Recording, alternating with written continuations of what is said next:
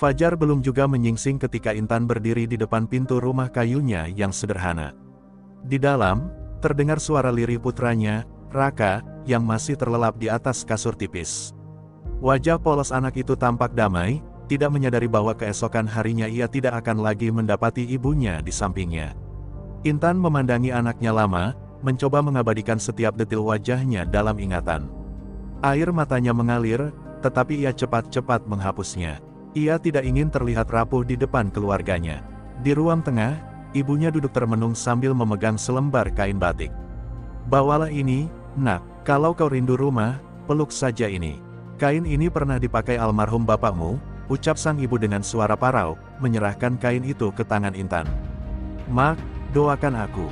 Kalau aku berhasil, aku akan bangun rumah baru untuk kita semua," jawab Intan mencoba tersenyum, meski matanya berkaca-kaca. Sang ibu hanya mengangguk tanpa suara, menggenggam erat tangan Intan sebelum memeluknya. Di luar rumah, Andi, suami Intan, berdiri menunggu dengan motornya. Pria itu jarang menunjukkan emosinya, tetapi pagi itu ia terlihat lebih pendiam dari biasanya. Saat Intan berjalan mendekat, Andi mengulurkan helm tanpa berkata apa-apa. Sepanjang perjalanan menuju terminal bus, tidak ada percakapan. Hanya suara gemuruh mesin motor dan angin dingin yang menusuk kulit. Dalam hatinya, Andi merasa bersalah. Sebagai kepala keluarga, seharusnya ia yang menanggung beban ini, bukan Intan.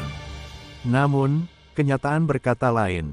Setibanya di terminal, bus yang akan membawa Intan ke bandara sudah menunggu. Para calon tenaga kerja wanita TKW lainnya terlihat sibuk dengan koper dan barang bawaan mereka. Intan mencoba menenangkan hatinya, tetapi sulit.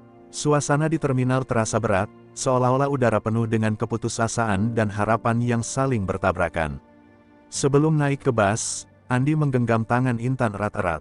"Maafkan aku, Tan, aku nggak bisa jadi suami yang baik. Jaga diri kamu di sana," katanya dengan suara yang hampir tak terdengar. Intan hanya mengangguk, menahan tangis. Perjalanan ke bandara terasa seperti mimpi buruk. Intan duduk di dalam bus, memandang keluar jendela sambil memikirkan apa yang menantinya di negeri orang.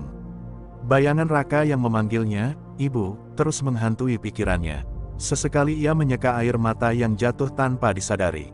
Di dalam bus, beberapa wanita mencoba mengobrol untuk mengusir kecemasan mereka, tetapi Intan tidak ikut berbicara. Ia terlalu sibuk melawan kegelisahan yang menyelimuti hatinya. Saat tiba di bandara, Intan bergabung dengan puluhan TKW lain yang juga akan terbang ke Timur Tengah. Suara pengumuman dari pengeras suara bercampur dengan hiruk-pikuk calon penumpang lainnya.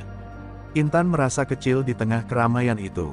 Ketika seorang petugas dari agen tenaga kerja menyebut namanya, ia melangkah maju dengan tubuh gemetar. Ini awalnya, pikirnya, meski hatinya penuh keraguan. Di dalam pesawat, Intan duduk di dekat jendela. Ketika pesawat mulai mengudara, ia memejamkan mata dan berdoa dalam hati. Ia memohon kepada Tuhan agar diberi kekuatan untuk menghadapi semua ini. Namun, di tengah doanya, pikiran tentang Raka kembali menguasai benaknya. Apa dia akan baik-baik saja? Apa dia akan mengingatku ketika aku kembali nanti? Intan berbisik pada dirinya sendiri, mencoba menenangkan hatinya yang terasa seperti dihimpit beban berat. Perjalanan panjang itu membawa Intan ke dunia yang sama sekali asing baginya.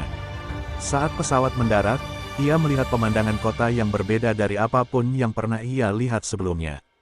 Udara terasa panas, dan wajah-wajah di sekitarnya terlihat dingin dan tidak ramah. Dengan koper kecil di tangannya, Intan melangkah keluar, mencoba menata hati yang porak-poranda. "Demi Raka, aku harus kuat," gumamnya. Kalimat itu terus ia ulangi, menjadi satu-satunya pegangan yang membuatnya tetap tegak di tengah ketidakpastian yang menantinya. Setelah menempuh perjalanan yang melelahkan, Intan akhirnya tiba di rumah majikannya, sebuah villa megah dengan dinding putih berornamen emas, berdiri kokoh di tengah gurun yang sunyi. Pemandangan itu terasa asing baginya, jauh dari kesederhanaan rumah kayunya di kampung. Majikannya, seorang pria berusia 50-an bernama Tuan Khalid, menyambutnya dengan sorot mata tajam yang membuat Intan merasa kerdil. Wanita yang diperkenalkan sebagai Nyonya Laila, istrinya, hanya melirik sekilas tanpa sepatah kata. Intan segera menyadari bahwa dirinya tidak lebih dari pelayan bagi keluarga ini.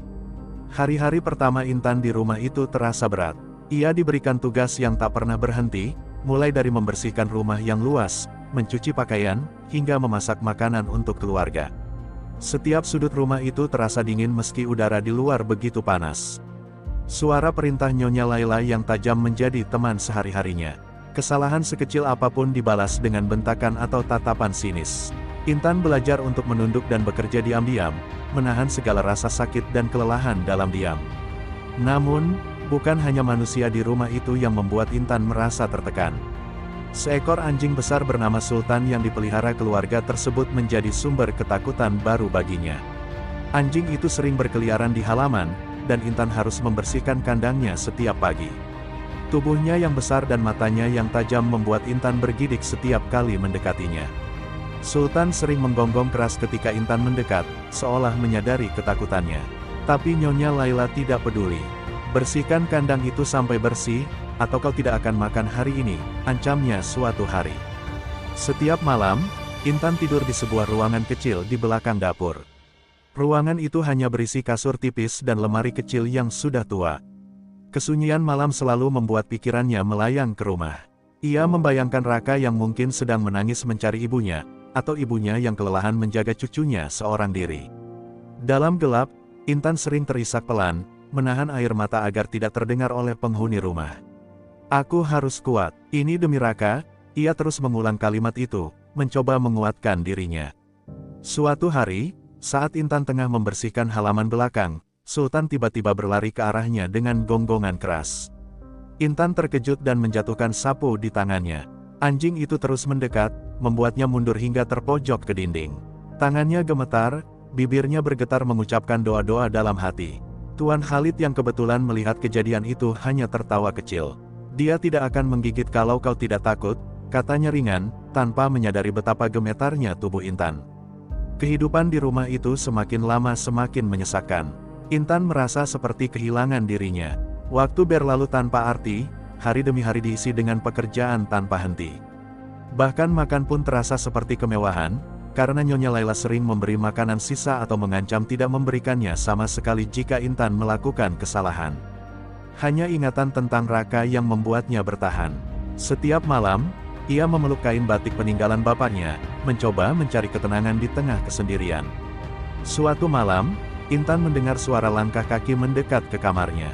Ia terbangun dengan rasa was-was, tetapi yang muncul adalah Tuan Khalid. Ia membawa Sultan yang kali ini terlihat lebih tenang. Kau harus belajar tidak takut padanya, ujar Tuan Khalid.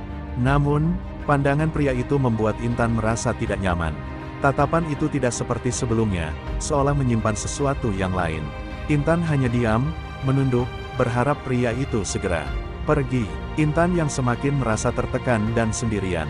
Di dalam rumah megah itu, ia tidak hanya harus bertarung dengan ketakutan terhadap anjing majikannya, tetapi juga dengan rasa takut yang lebih besar terhadap majikannya sendiri. Kegelapan malam seakan menjadi cermin dari hidupnya yang suram. Tapi di balik semua itu, ia tetap menyimpan harapan kecil untuk bertahan, demi anaknya yang ia cintai di kampung halaman. Malam itu, udara terasa lebih dingin dari biasanya. Intan baru saja selesai membersihkan dapur dan bersiap untuk kembali ke kamar kecilnya di belakang rumah. Langkahnya lambat, tubuhnya terasa lelah setelah seharian bekerja tanpa henti. Di halaman belakang, Sultan terlihat berkeliaran bebas seperti biasa. Intan mempercepat langkahnya, berharap tidak menarik perhatian anjing besar itu. Namun, Sultan tiba-tiba berhenti, menatap ke arahnya dengan sorot mata tajam. Gonggongannya memecah kesunyian malam, membuat Intan tertegun di tempat. Pergilah, bisik Intan dengan suara bergetar, mencoba mengusir anjing itu tanpa berani mendekat. Tapi Sultan malah semakin mendekat. Intan mundur perlahan, punggungnya menabrak dinding dingin. Ia terpojok, nafasnya mulai tersengal, lututnya bergetar hebat. Anjing itu kini berdiri hanya beberapa langkah darinya, tubuhnya besar, bayangannya menutupi Intan sepenuhnya. Ia mencoba berteriak, tetapi suaranya serak, tenggelam dalam rasa takut yang melumpuhkan. Saat itulah, Tuan Khalid muncul di pintu belakang. Ia berdiri diam, mengamati situasi dengan ekspresi datar. Dia hanya anjing, katanya dengan nada ringan, seperti tidak menganggap situasi itu serius. Jangan membuatnya marah. Tetapi Sultan tampak tidak peduli. Dengan gerakan yang cepat, ia melompat ke arah Intan. Gadis itu berteriak, mencoba melindungi dirinya dengan tangan kosong, tetapi tubuhnya terlalu kecil dan lemah untuk melawan. Jeritan Intan terdengar di seluruh rumah, tetapi tidak ada seorang pun yang datang menolong. Tuan Khalid hanya berdiri di sana, matanya tidak menunjukkan tanda-tanda ingin menghentikan kejadian itu. Dalam kegelapan malam, Intan merasakan rasa sakit yang luar biasa. Tangisannya teredam oleh gonggongan Sultan dan bayang-bayang ketidakberdayaan yang menyelimuti dirinya. Setelah kejadian itu, Intan tergeletak di tanah, tubuhnya lemah dan penuh luka. Nafasnya pendek-pendek, matanya memandang ke langit malam yang gelap tanpa bintang. Sultan telah pergi, kembali ke kandangnya seperti tidak terjadi apa-apa. Tuan Khalid mendekat, mengamati tubuh Intan yang terkulai. "Jangan bilang apa-apa kepada siapapun," katanya dingin, sebelum meninggalkan Intan sendirian di halaman belakang. Dengan sisa tenaga yang ia miliki, Intan merangkak menuju kamarnya. Tubuhnya terasa hancur, tetapi yang lebih menyakitkan adalah perasaan dihancurkan oleh sesuatu yang tidak pernah ia bayangkan sebelumnya. Ia menangis sepanjang malam, menahan rasa sakit di tubuh dan hatinya. Ia merasa kotor, merasa tidak berharga. Malam itu, Intan kehilangan sebagian dari dirinya yang tidak akan pernah bisa kembali. Keesokan paginya, Intan mencoba berdiri dan melanjutkan pekerjaannya seperti biasa, meski tubuhnya gemetar dan luka-luka kecil di kulitnya masih terasa perih. Nyonya Laila memperhatikannya dari kejauhan tetapi tidak mengatakan apa-apa. Tidak ada yang tahu, atau mungkin tidak ada yang peduli. Intan hanya bisa menahan segalanya sendiri, menyembunyikan rasa sakitnya di balik senyuman palsu. Intan yang duduk sendirian di kamarnya, memeluk kain batik pemberian ibunya. Ia menatap kosong ke dinding, bertanya dalam hati, apa aku pantas hidup setelah ini? Apa ini harga yang harus kubayar demi keluargaku? Dalam keheningan malam itu, hanya isak tangis pelan yang menemani dirinya, menggema di ruang kecil yang menjadi saksi penderitaan dan ketegarannya. Hari-hari setelah kejadian itu berjalan seperti mimpi buruk yang tak pernah berakhir bagi Intan. Tubuhnya mungkin perlahan sembuh dari luka fisik, tetapi hatinya masih dipenuhi kegelapan. Ia merasa hampa, seperti bayangan dirinya yang dulu telah hilang. Setiap kali ia melihat Sultan melintas di halaman, tubuhnya gemetar tanpa kendali. Anjing itu sekarang tampak lebih sering berkeliaran di sekitarnya, seolah mengingatkan Intan pada malam mengerikan itu. Pekerjaan rumah tetap menjadi rutinitas yang harus ia jalani, meski tubuhnya masih lemah. Nyonya Laila, seperti biasanya, tidak pernah berhenti memberikan perintah. "Kenapa kau lambat sekali hari ini? Apa kau ingin aku melaporkanmu ke agen?" bentaknya suatu pagi. Intan hanya menunduk, menahan air mata yang hampir tumpah. Ia tahu, tidak ada tempat aman baginya di rumah itu. Bahkan tangisan pun terasa sia-sia. Di tengah rasa sakitnya, Intan mulai merasakan perubahan aneh pada tubuhnya. Rasa mual sering datang di pagi hari, dan tubuhnya terasa semakin lemah.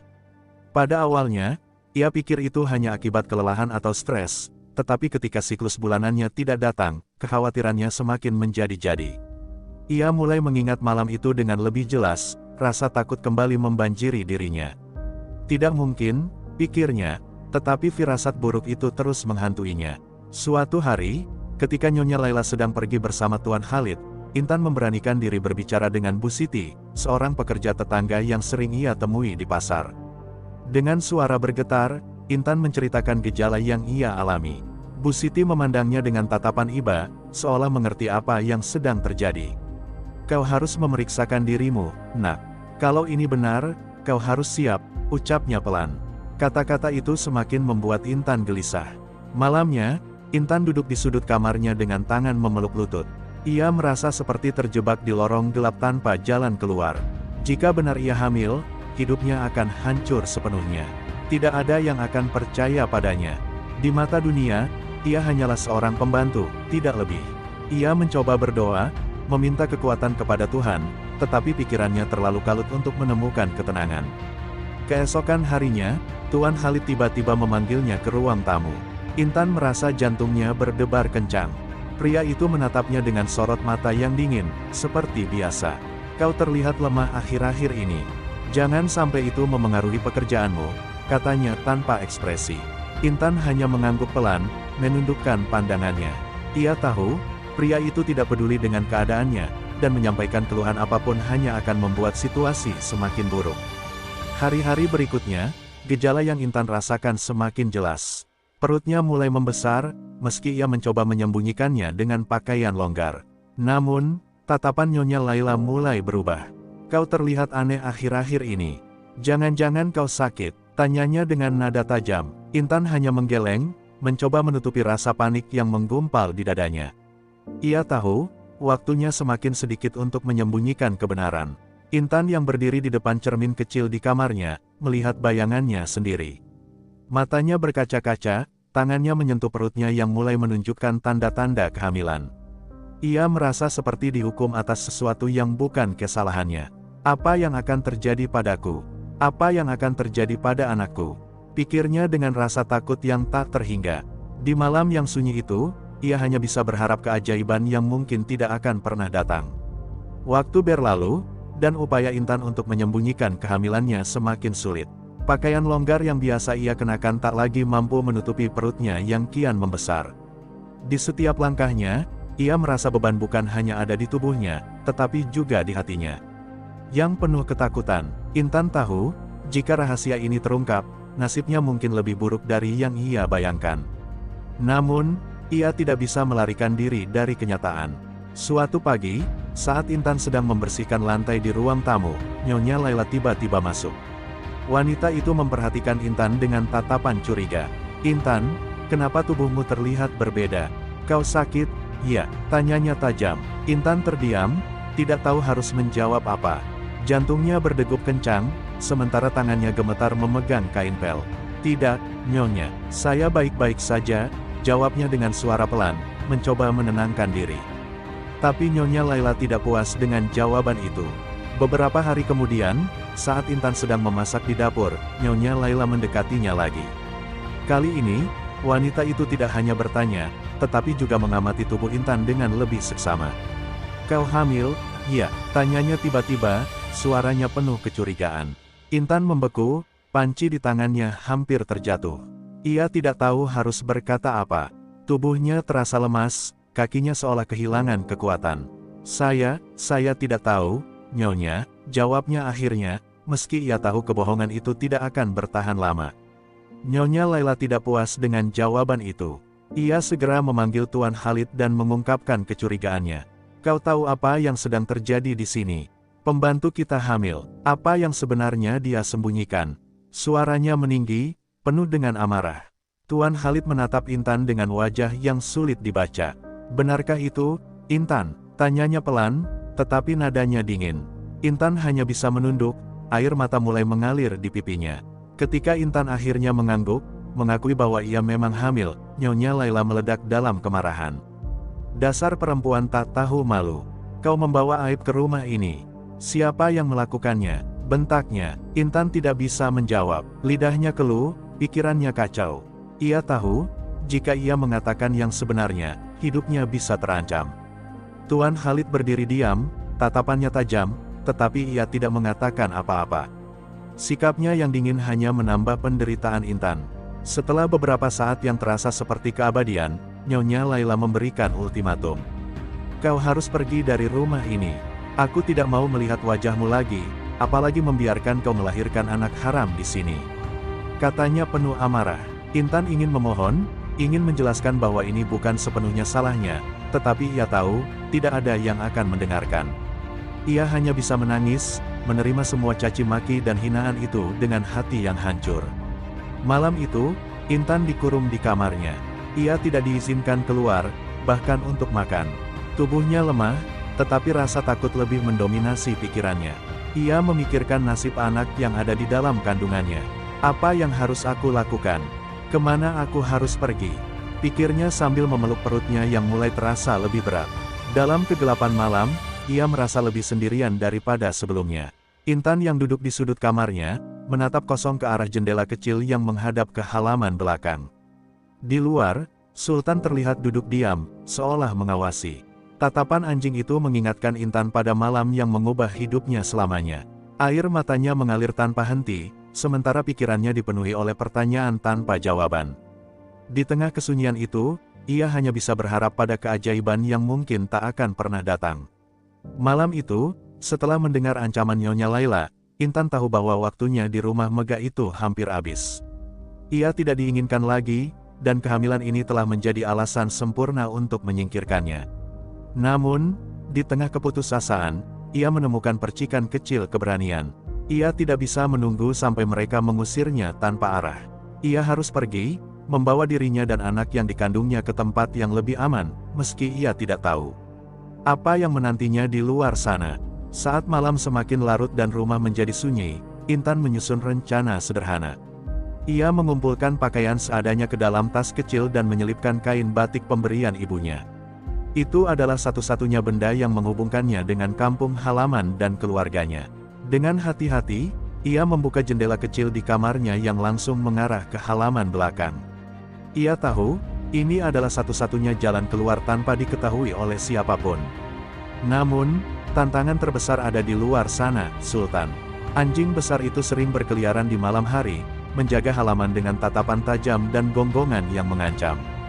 Intan menahan napas saat melihat Sultan duduk di dekat kandangnya, matanya yang berkilat seperti memperhatikan setiap gerakannya. Tubuhnya gemetar, tetapi ia tahu bahwa ia tidak punya pilihan. Dengan langkah pelan dan penuh kehati-hatian, ia keluar dari jendela dan berjalan melewati halaman. Ketika Intan hampir mencapai gerbang, Sultan tiba-tiba berdiri. Gonggongannya memecah keheningan malam, membuat Intan membeku di tempat. Ia mencoba menenangkan dirinya, menatap anjing itu dengan tatapan penuh permohonan. "Sultan, tolong biarkan aku pergi," bisiknya, meski ia tahu anjing itu tidak akan mengerti. Namun, Sultan tidak mendekat. Ia hanya menatap Intan, seolah memahami penderitaan yang dialaminya. Perlahan, anjing itu duduk kembali, membiarkan Intan melangkah pergi. Intan berlari secepat yang ia bisa begitu ia keluar dari gerbang rumah itu. Kegelapan malam menyelimuti jalanan yang asing baginya, tetapi ia terus melangkah tanpa henti. Nafasnya terengah-engah, perutnya yang membesar membuatnya cepat lelah, tetapi ia tidak peduli. Ia hanya ingin sejauh mungkin dari tempat itu, dari orang-orang yang telah menyakitinya, dan dari bayang-bayang malam mengerikan yang terus menghantui. Setelah beberapa jam berjalan tanpa arah, Intan akhirnya menemukan sebuah masjid kecil di pinggir kota. Ia duduk di tangga masjid itu, tubuhnya lelah dan kotor. Di sana, ia bertemu dengan seorang wanita tua yang sedang membersihkan halaman masjid. Wanita itu menatapnya dengan penuh rasa iba. "Nak, kau terlihat seperti butuh bantuan. Apa yang terjadi?" tanyanya lembut. Intan tidak bisa menahan air matanya lagi. Ia menangis terseduh-seduh, menceritakan sebagian kecil dari penderitaannya. Wanita tua itu, yang memperkenalkan dirinya sebagai Ummu Salma, membawanya masuk ke dalam masjid. Ia memberikan makanan dan air untuk Intan, serta tempat untuk beristirahat sementara. Untuk pertama kalinya dalam waktu yang lama, Intan merasakan sedikit rasa aman. Namun, ia tahu bahwa ini hanya awal dari perjalanan yang panjang. "Kau tidak bisa tinggal di sini selamanya, Nak," kata Ummu Salma. "Tapi aku akan membantumu mencari tempat yang lebih aman." Intan yang duduk di dalam masjid, memandang perutnya yang mulai membesar. Ia mengusapnya perlahan, mencoba mencari kekuatan dari kehadiran anak yang ada di dalam dirinya. "Kita akan bertahan, Nak," bisiknya dengan suara penuh harapan. Dalam kesunyian malam itu, Intan merasa bahwa meski dunianya hancur, ia masih memiliki alasan untuk terus hidup dan berjuang. Hari-hari berlalu dengan lambat bagi Intan. Setelah melarikan diri, ia tinggal sementara di rumah kecil Ummu Salma yang terletak di belakang masjid. Wanita tua itu merawatnya seperti anaknya sendiri, meski Intan tidak pernah menceritakan seluruh kebenaran tentang apa yang terjadi. Ummu Salma hanya tahu bahwa Intan adalah seorang pekerja rumah tangga yang melarikan diri karena dianiaya, tetapi tidak pernah mendesaknya untuk mengungkap lebih banyak. "Kita semua punya luka, Nak. Tuhan akan menyembuhkan," katanya setiap kali melihat Intan termenung dalam diam. Namun, kenyamanan itu tidak berlangsung lama. Ummu Salma, meski baik hati, adalah seorang yang hidup sederhana. Kehadiran Intan dan kehamilannya menjadi beban tersendiri. Suatu malam, wanita tua itu berbicara dengan hati-hati. "Nak, kau tahu aku ingin membantumu, tapi aku tak bisa selamanya menampungmu di sini. Aku punya seorang kenalan yang mungkin bisa membantumu mendapatkan tempat yang lebih baik. Kau harus mulai memikirkan masa depanmu dan anakmu." Kata-kata itu membuat Intan tertegun. Masa depan. Kata itu seperti mimpi yang jauh dari jangkauannya. Bagaimana ia bisa memikirkan masa depan jika setiap langkahnya penuh ketakutan? Namun, Ia tahu Salma benar. Ia tidak bisa bergantung pada orang lain selamanya. Dengan berat hati, ia menerima tawaran itu. Keesokan harinya, Salma mengantar Intan ke sebuah panti sosial di pinggiran kota yang dikelola oleh sekelompok relawan. Panti itu kecil dan sederhana, tetapi jauh lebih aman daripada tempat manapun yang pernah Intan kunjungi. Para pengurus menyambutnya dengan ramah, meski sebagian dari mereka memandangnya dengan rasa ingin tahu yang sulit disembunyikan. Intan merasa canggung, tetapi ia mencoba menerima kebaikan yang ditawarkan. Kami tidak akan bertanya tentang masa lalumu. Fokuslah pada kesehatanmu dan bayi yang kau kandung, kata salah satu pengurus, seorang wanita muda bernama Farida. Di tempat itu, Intan mulai merasakan secercah harapan. Ia bertemu dengan wanita-wanita lain yang juga memiliki cerita kelam seperti dirinya. Mereka berbagi pengalaman, menangis bersama, dan saling menguatkan. Meski luka hatinya masih menganga, Intan merasa ia tidak lagi sendirian. Kau lebih kuat dari yang kau pikirkan, kata salah satu penghuni panti, seorang ibu muda bernama Lina. Kata-kata itu terngiang di kepala Intan, menjadi pengingat bahwa ia harus terus berjuang. Namun, bayang-bayang masa lalu belum sepenuhnya hilang. Suatu malam, Intan terbangun dari mimpi buruk yang membuatnya berkeringat dingin. Dalam mimpinya, ia melihat Sultan dan Tuan Khalid, berdiri di depan pintu panti dengan tatapan mengancam. Intan terbangun dengan nafas tersengal, memegang perutnya dengan gemetar. Aku tidak akan membiarkan mereka menyakitimu, bisiknya kepada anaknya, meski ia sendiri tidak yakin bagaimana caranya melindungi diri.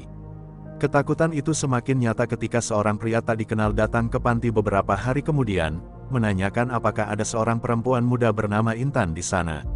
Para pengurus panti menolak memberikan informasi, tetapi hal itu cukup membuat Intan panik.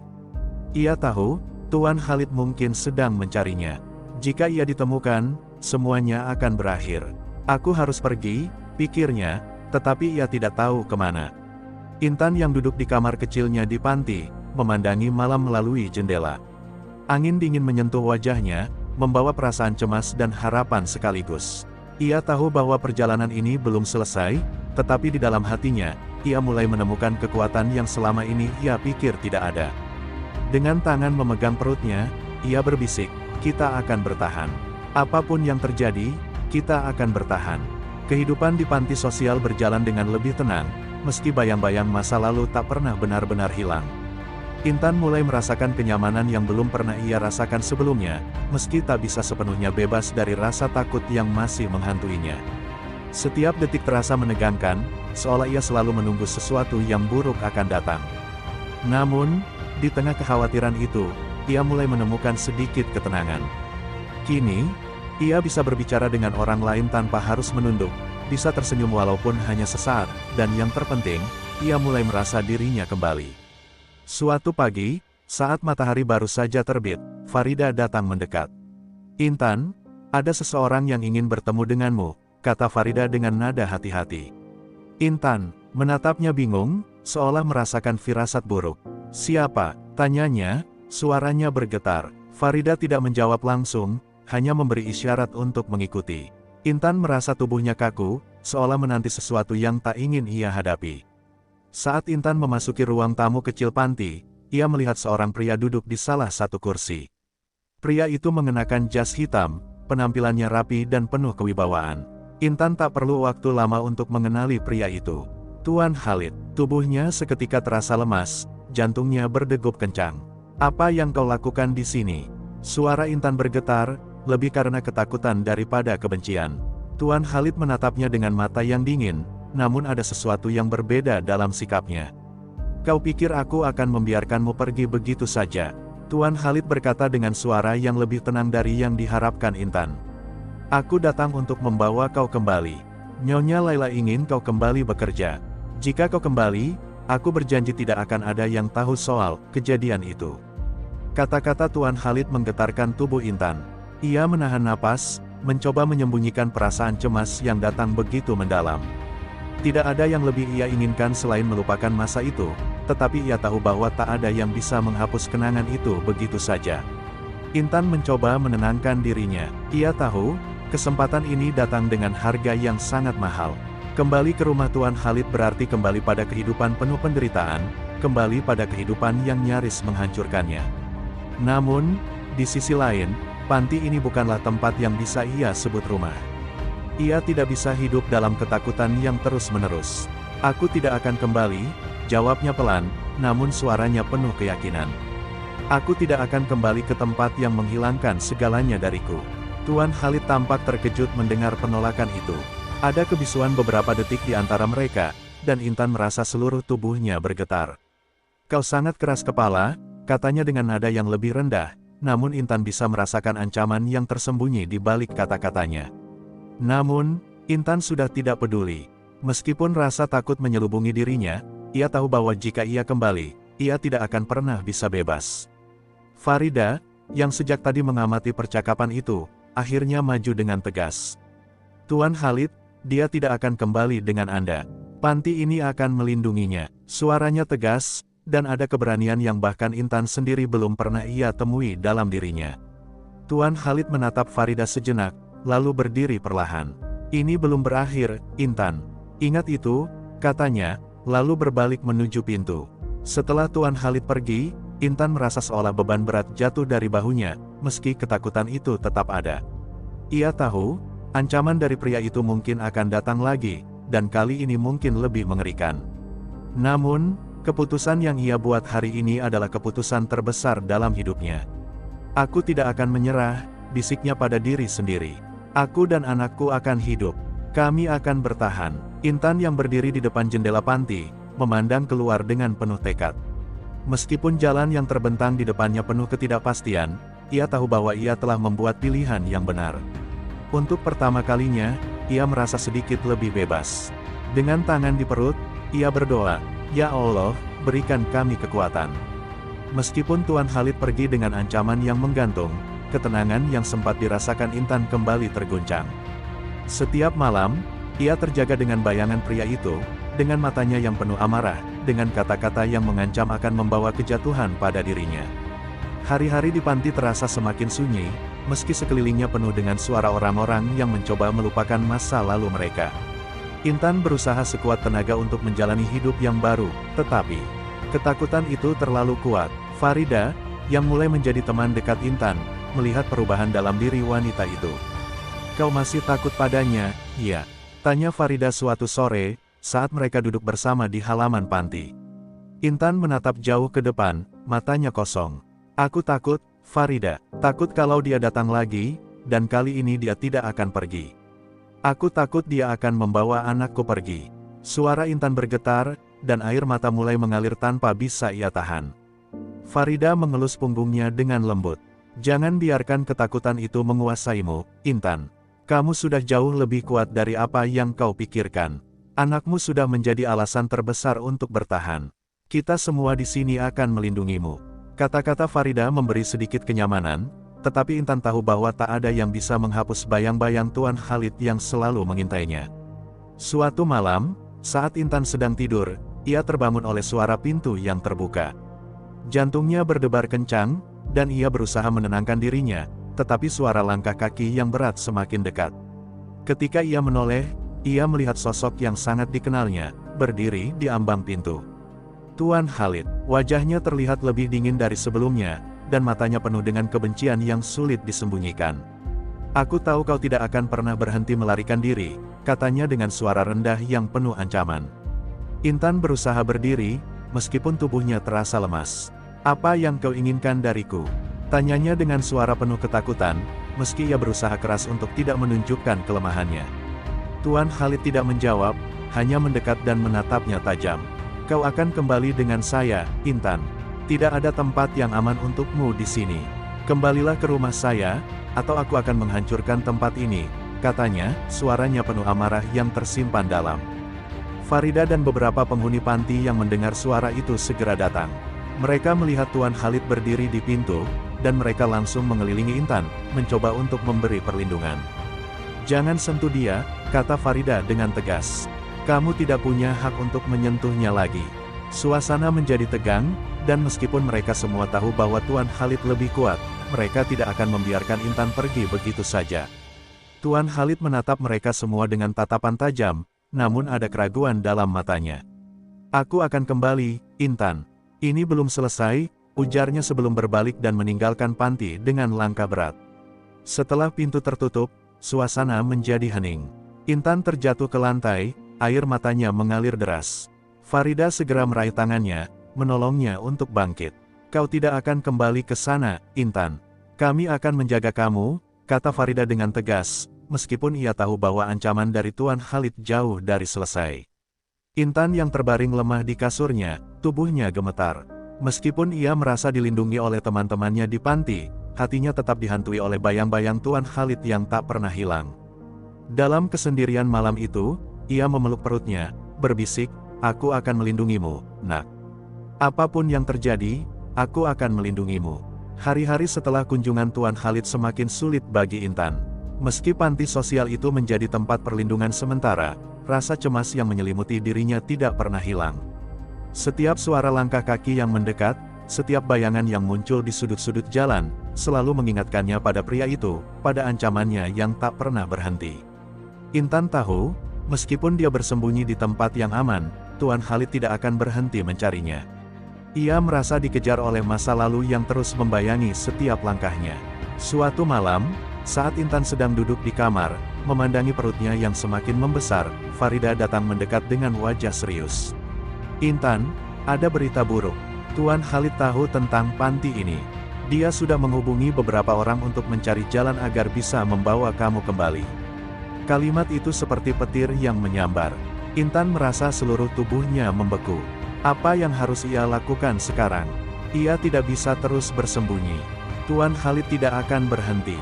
Sambil berusaha menenangkan diri, Intan mendengar suara pintu depan panti yang terbuka dengan keras.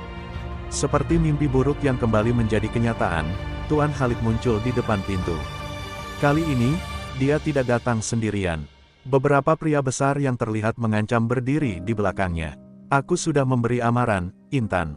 Sekarang, waktunya kamu kembali ke tempatmu," kata Tuan Khalid dengan nada penuh ancaman. Suara itu menggema di seluruh ruangan, dan Intan merasa nyalinya mulai pudar. Namun, kali ini, Intan tidak merasa takut seperti sebelumnya.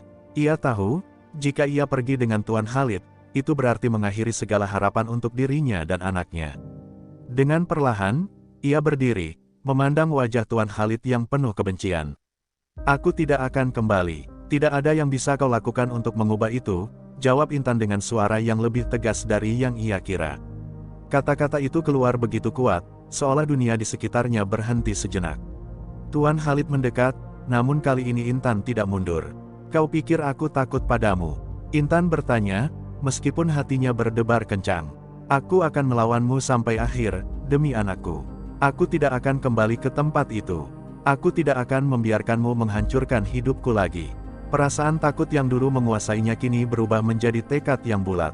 Ia tahu, ini adalah saatnya untuk mengambil keputusan terbesar dalam hidupnya. Farida dan beberapa penghuni panti berdiri di belakang Intan, memberikan dukungan yang lebih besar dari yang pernah ia rasakan. Mereka siap melawan untuknya, untuk melindungi haknya. "Kami akan melindungimu, Intan. Kami tidak akan membiarkan mereka mengambilmu," kata Farida dengan suara penuh keyakinan. Keberanian itu menular pada Intan, dan untuk pertama kalinya dalam waktu yang lama, ia merasa ada harapan, ada kekuatan yang lebih besar dari rasa takut yang ia rasakan. Tuan Khalid mulai terlihat kehilangan kesabaran. "Kalian semua akan menyesal," katanya dengan suara serak, menahan amarah yang semakin membara di dalam dirinya. Namun, dia tidak melangkah lebih jauh. Sebuah tatapan tajam dari Farida dan penghuni panti membuatnya terhenti di tempatnya. Dalam hening yang mencekam, Tuan Khalid akhirnya berbalik dan meninggalkan panti, diikuti oleh para pria besar yang ada bersamanya. Meski langkahnya penuh dengan kebencian, ia tahu bahwa kali ini, Intan tidak akan mudah dipermainkan lagi. Intan berdiri tegak, meskipun tubuhnya gemetar. Farida mendekat dan memeluknya erat. "Kau telah membuat pilihan yang benar, Intan. Tidak ada yang bisa menghentikanmu sekarang." Intan memandang keluar jendela, melihat langit malam yang penuh bintang, seolah alam memberi tanda bahwa ia telah memilih jalan yang benar. Dengan perasaan lega yang perlahan mengalir, ia berbisik kepada dirinya sendiri, "Aku dan anakku akan bebas. Kami akan mulai hidup baru." Intan yang berdiri di tengah-tengah panti, dikelilingi oleh orang-orang yang kini menjadi keluarganya. Meskipun perjalanan mereka masih panjang dan penuh tantangan, Ia tahu bahwa selama ia memiliki keberanian untuk melawan, tidak ada yang bisa menghentikan langkahnya. Dalam kesendirian malam itu, Intan merasa lebih kuat dari sebelumnya, dan untuk pertama kalinya, ia merasa bahwa masa depan itu ada di tangannya.